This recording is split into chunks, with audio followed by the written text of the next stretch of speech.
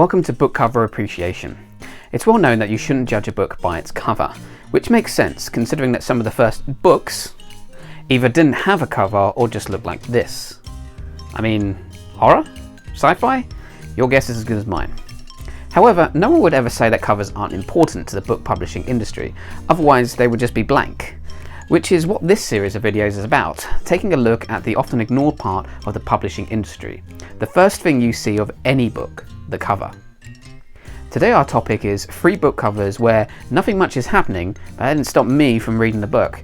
In fact, it made me want to read it more. Spoilers ahead for the following books.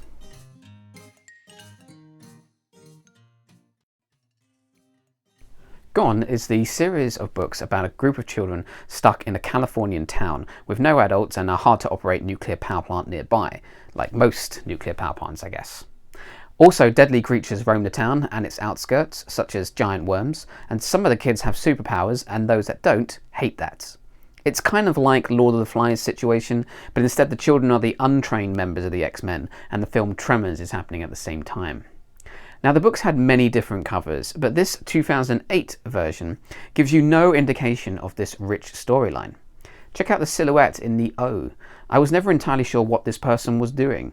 Perhaps they're barefoot and the floor is covered in Legos. And if you've ever stood on a piece of Lego while barefoot, it is the worst pain ever.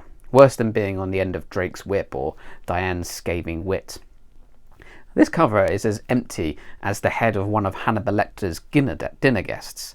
However, that is what is ultimately eye-catching about it. I looked at it and saw an empty cover with the word gone, so I asked myself, what is gone? What should be there? I had to read to find out.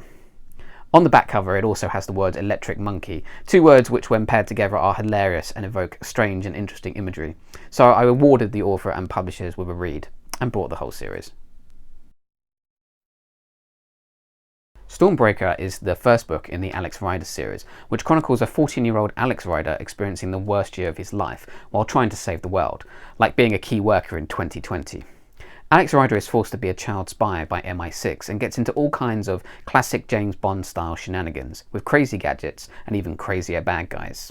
But you'd never know it by looking at this 2000 book cover. I'm not going to say it's not dramatic, but you could be forgiven for thinking that Alex is someone who chases lightning strikes in an attempt to break them.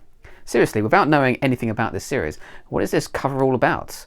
What's with the title, the basic imagery? The silhouette is also no help on this book. For one thing, Alex is on tiptoes, which makes me think he's trying to make himself as tall as possible so he can sneak up on the lightning and get struck by it. And it appears his finger is glowing like E.T.